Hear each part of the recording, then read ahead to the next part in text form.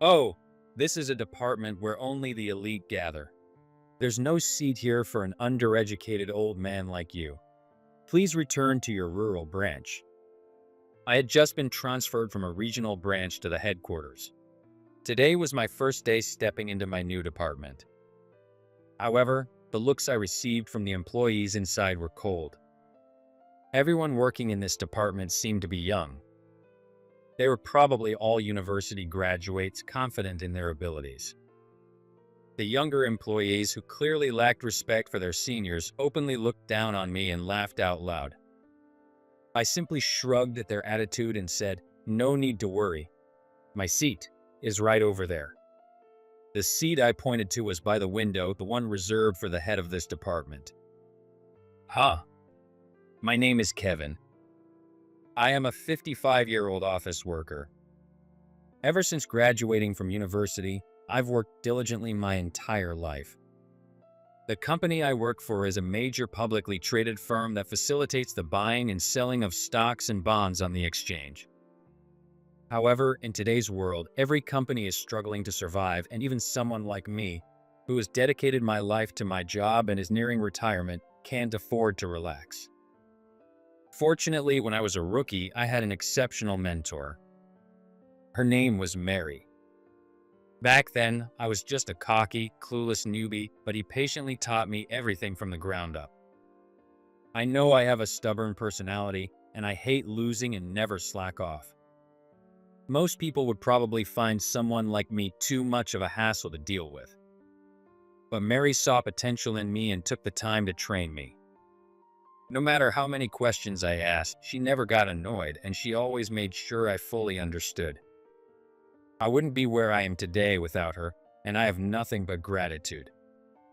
I've had mentors and part-time jobs during my student years and in various departments after job transfers. But not all of them were as admirable as Mary. However, as long as Mary is at the top of the company, I feel confident that I'll be fine as long as I stay focused on my work, allowing me to concentrate on the tasks at hand. Currently, I work at a regional branch. That morning, I was on my way to a client meeting in Tokyo. While heading there as usual, my phone rang. It was the president, Mr. York, from the headquarters. I quickly answered the call. "Kevin, is that you?" "Yes, Mr. York. It's been a while." "I believe you're in Tokyo today, correct?" "Yes, I'm heading to a client meeting right now." Then you're free around lunchtime, aren't you?" It seemed like he had already checked my schedule beforehand. His question was more of a confirmation than an inquiry. "Yes, I am." "Then how about having lunch together?" I pictured Mr. York's round, cheerful, and fortunate-looking face. The thought alone brought a natural smile to my face. "Yes, I'd be honored to join you for lunch." With that, I wrapped up my work for the morning. When I finally met Mr. York after a long time, he looked as lively and healthy as ever. However, I had learned from experience that letting my guard down because of his friendly appearance would be a grave mistake. I returned his smile, but made sure to stay sharp. "Kept you waiting, didn't I?" "No, not at all. Let's have lunch first. The grilled dishes here are exquisite. I'm looking forward to it." Mr. York quickly ordered for both of us, and soon a beautifully presented, luxurious lunch was brought to our table. During the meal, we casually talked about his family, my branch's performance, and industry trends. Maybe it's just a professional habit, but conversations always seemed to drift toward work whenever we met. That being said, it might be a problem if I end up being able to talk about personal matters with Mr. York. After finishing the final course, a light dessert, and as soon as the table was cleared, Mr. York leaned back and said, "Well then." I tell myself, "Here we go," and mentally switch into work mode. "I know you've been doing great at the branch, but to tell you the truth, I've been struggling with something." "Yes?" "I need you to come back, even if it's just temporarily." For most people, a transfer from a branch to headquarters would be an honor, a cause for celebration. But when I looked back at Mr. York, who was saying he was worried while wearing a big smile, I felt my mood sink into gloom. Still, since this was coming directly from him, I knew this wasn't a request. It was a decision. Again, I thought to myself, accepting the inevitability of corporate life, I resigned myself to my fate and took the assignment. 1 month after receiving the transfer order from Mr. York, I headed to headquarters. It's lively here. Although I had visited before for work, I usually left immediately afterward, so I had forgotten how bustling it was. I couldn't deny that the lively cityscape lifted my spirits a little. Not everyone in the crowd looked like they were filled with hope, but their trendy outfits and cheerful expressions suggested a certain optimism. I wanted to keep my own smile too, but knowing what awaited me, my mood took a nosedive. Shaking off the sinking feeling as best as I could, I stepped into the headquarters building. I kept my conflicted emotions hidden, maintaining a blank expression as I headed to my destination floor. As I walked to the department Mr. York assigned me to, I started to feel a bit more at ease. One reason for that was probably because I ran into a few familiar faces along the way. "Oh, Kevin? It's been a while." Kevin? Good to see you again." I raised a hand in greeting. Seeing old colleagues smile as they called out to me was genuinely heartwarming. Chatting with them and exchanging light banter slowed me down, and although I had planned to arrive early, I ended up cutting it close. I wasn't late, so it was fine, but before stepping into my new department, I took a deep breath. All right, with renewed determination, I lightly knocked on the door. "Excuse me." As soon as I stepped in, the chatter that had been audible from outside instantly stopped. Dozens of employees turned to look at me one after another. Some were surprised, some looked confused, and some glared outright. In the heavy silence, the only sound was the hum of the printer. I thought. Judging by their reactions, it seemed they hadn't been informed about my arrival. I straightened my posture, standing tall. "My name is Kevin. As of today, I have been transferred from the branch office and will be working here. I look forward to working with all of you." I made sure my introduction was loud enough for everyone to hear. The beginning is always the most important part. Seeing that everyone had accepted my presence, they returned to their respective tasks. They didn't seem particularly interested in me. Still, I made sure to greet each employee properly, starting with those closest to the entrance. This was the Systems Development Department responsible for managing the company's internal infrastructure. Many of the employees here seemed a bit introverted. However, I didn't sense any hostility toward me, despite being a transfer from a branch office. "Looking forward to working with you." "Yeah, do your best." But as I moved further inside, I started encountering employees who were more condescending and arrogant. As I approached the desks near the windows where the higher-ups sat, I heard mocking voices behind me, deliberately loud enough for me to hear. "So he's from the branch office. A country bumpkin just arrived. What use does an old guy have in the headquarters? Can you even use a phone? Wait, do you even have one? Still using a flip phone? Stop it. He can hear you." Loud, sneering laughter followed, clearly meant for me to hear. It felt like childish bullying. I chose to completely ignore the noise. Engaging with them would only entertain them and encourage their behavior. Lifting my head, I stopped in front of a middle-aged man sitting at the far-right desk by the window reading a newspaper. "Hi, I'm starting today. Looking forward to working with you." But the man didn't even glance up from his newspaper. "Yeah, good for you." Without looking at me, he tossed out a brief response. I shifted my gaze to the desk on the left. The man there looked to be in his late 20s, a younger employee. "I'm Kevin. Nice to meet you." "I'm Jacob." At least he gave me his name. But then Jacob smirked and said, "Long journey from the countryside, huh? Must have been tough." "Excuse me?" "Well, I think HR made a mistake, but man, I feel bad for you." Without waiting for my response, Jacob kept talking. The air in the city is different from the countryside, right? Just breathe in the headquarters air and head back, yeah? He spoke as if my very existence here was a mistake.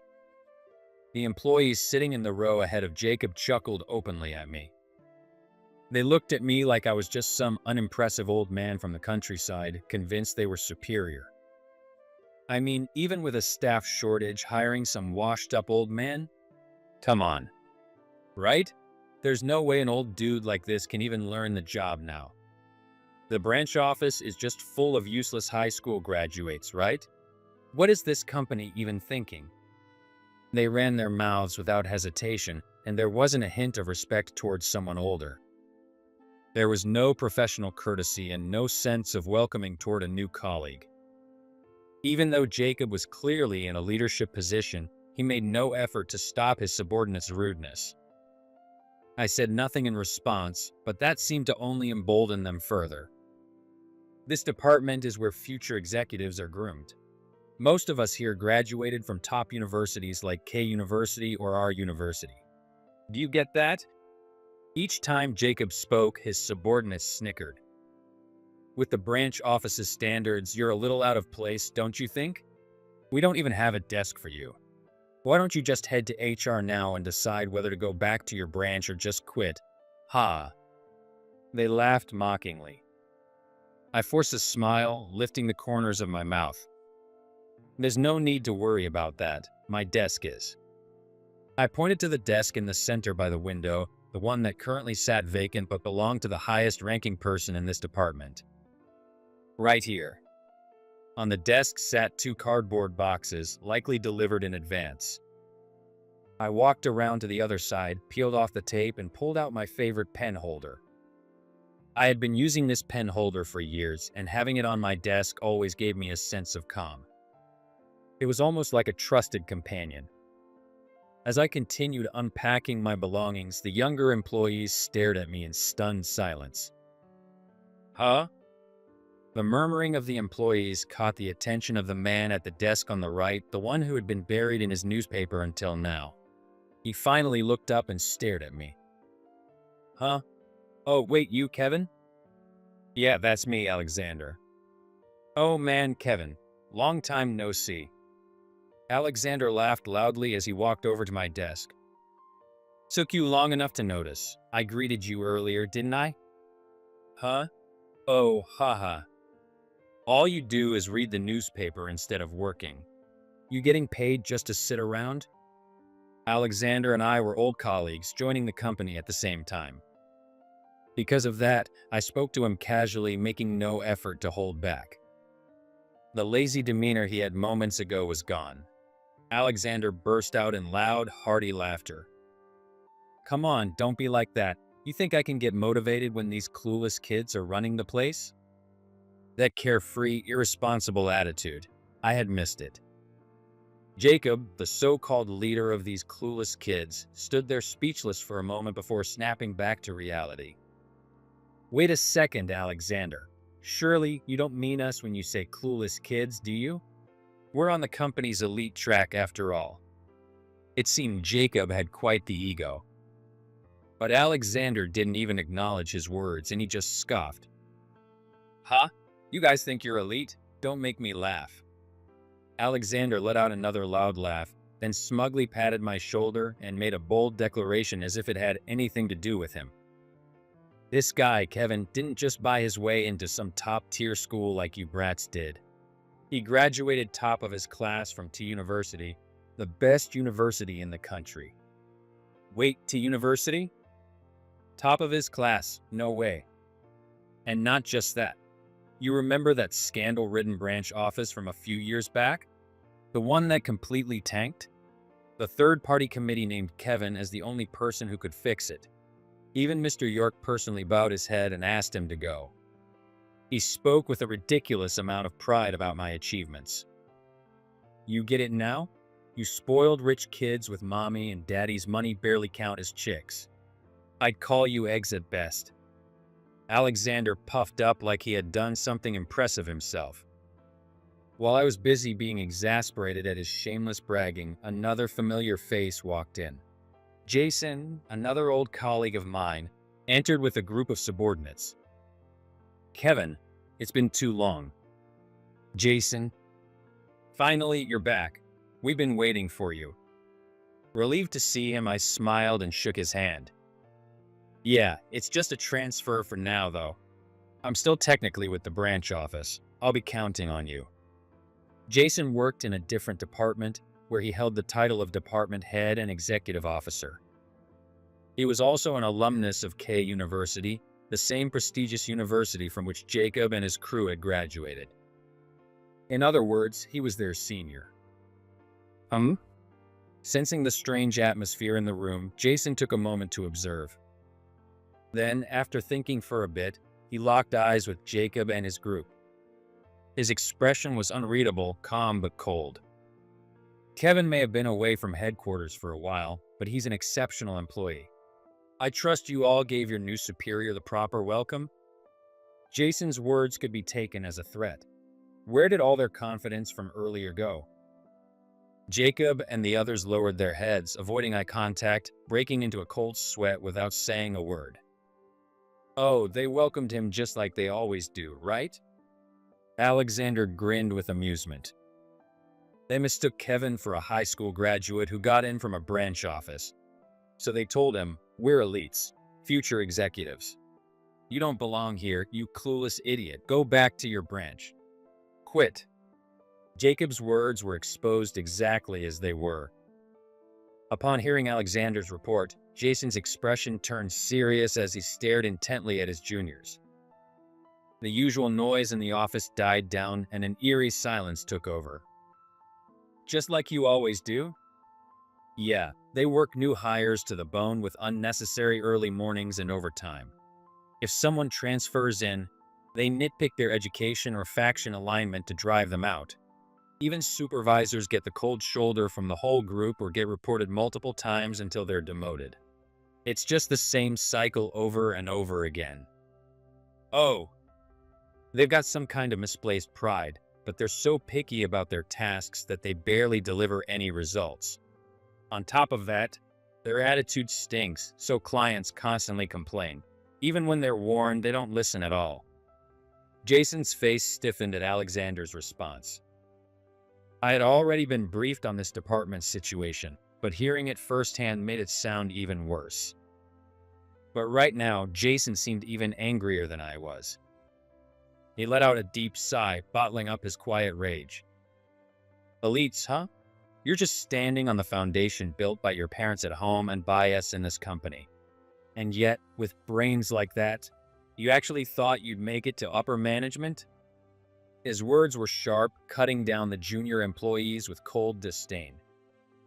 Jacob and the others, realizing they had been abandoned by their supposed safety net, could only stand there, pale and frozen. Thanks to Jason stepping in earlier than expected, my job at headquarters was off to a smooth start. The task given to me by Mr. York. It was to put out the fire caused by the growing, toxic rivalry among young employees, which had started to interfere with operations. Apparently, I was now seen as someone in charge of crisis and risk management. That perception stemmed from my past, specifically when I exposed fraudulent data manipulation at a branch office years ago. At the time, the fraud was severe enough to threaten the company's very survival. The fact that it went undetected for so long was an issue in itself, but as soon as Mr. York ordered me to act, I flew to the branch to handle it. The mastermind behind the fraud was the then Vice President, Spencer. My first move was to have Spencer and the executives involved take responsibility and resign, along with filing lawsuits for damages. It became a huge news story spreading far and wide, but what drained me the most was the internal investigation that led up to it. And that was only natural. After all, I had to investigate my own colleagues, which led some employees to whisper behind my back, calling me a traitor. A complete lack of ownership. A complete lack of compliance awareness. A complete lack of professional ethics. There was no saving them. That's why, even if they saw me as a traitor, I refused to falsify my reports and submitted everything as it was.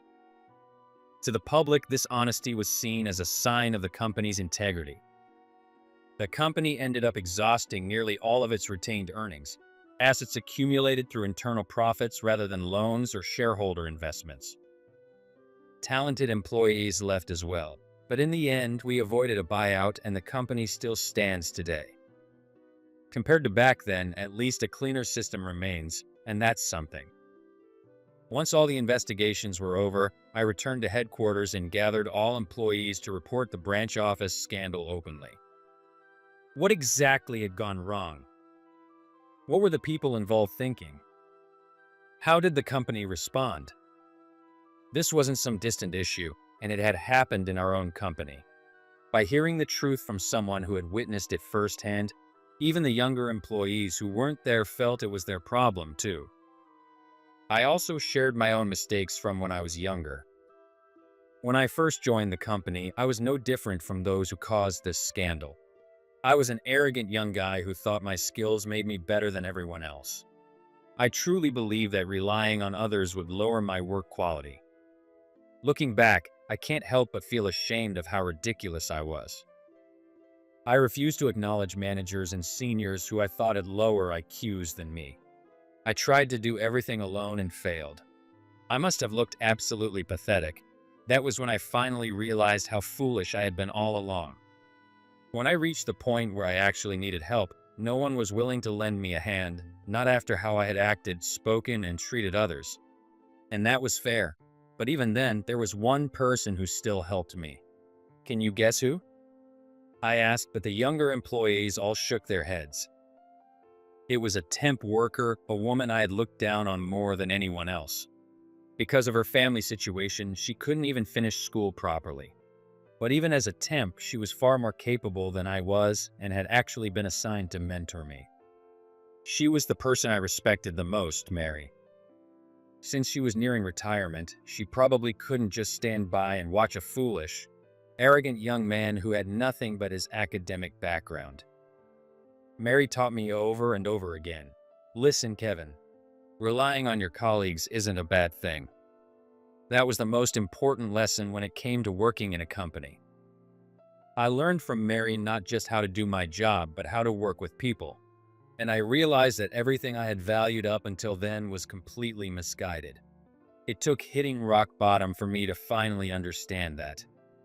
Among the young employees listening to my story, a few looked genuinely moved. As for Jacob, who had been the leader of the younger group, he had been thoroughly disciplined by Jason and the other senior employees. Since then, he never brought up academic backgrounds again. According to Alexander, it's probably because he realized that when someone even more competent is right in front of him, bragging becomes pointless. And as for Alexander, who once had the luxury of leisurely reading the newspaper at work, he was now assigned tasks more fitting for a managerial role. I was hoping to graduate from fieldwork, you know. Despite his complaints, he was now running all over the office every day, leading the younger employees. Jacob's group underwent individual interviews. Through in-depth discussions, we assigned them roles that suited their abilities. Since they were originally good at working alone, I set up a system that encouraged them to build stronger connections upward rather than laterally. As a result, through conversations in their work, they gradually learned how to interact with me as their superior. At first, Jacob resented having to follow orders. But when he discovered that I built my own PCs and developed programs and apps on my own, his condescending attitude vanished completely. For me, it was just a hobby, but to Jacob and his generation, it was apparently something impressive. And today, as I prepared to wrap up my work, I once again spoke to my team, who were now attentively listening. I plan to return to the branch office, where change is still resisted, and continue pushing forward. But I want you all to understand how valuable it is to be in an environment where people can change. Always anticipate those changes and dedicate yourselves to your work. Change can be good or bad. No one will teach you that, so it's something you have to realize on your own. I also deliberately brought up Jacob's initial attitude toward me. Now, he and the others were mature enough to acknowledge and be ashamed of their actions, and they took pride in the changes they had undergone since then. I told them that realizing those changes was what truly mattered. And with that, my assignment at headquarters came to an end. Alexander, who used to waste time, has grown into a reliable manager, and I've made sure that the younger employees who were my biggest concern understand where they should take pride in their work, so I have no regrets. With Jacob and the others, who had been at the center of the issue Mr. York was worried about, changing for the better, the younger generation at the headquarters began interacting beyond departmental and age boundaries. As a result, not only the system development department, but the entire headquarters became more dynamic in a positive way, earning Mr. York's full approval. Thank you for everything. I bid farewell at my now neatly organized desk and stepped out of the department, only to find an unexpected silence. Curious, I turned around. Everyone in the department was bowing deeply. Recalling how they had treated me on my first day, I felt a lump in my throat at how much they had grown. Looking around at them, I nodded firmly. Keep up the good work. Do your best. With those parting words, I left headquarters with confidence and satisfaction.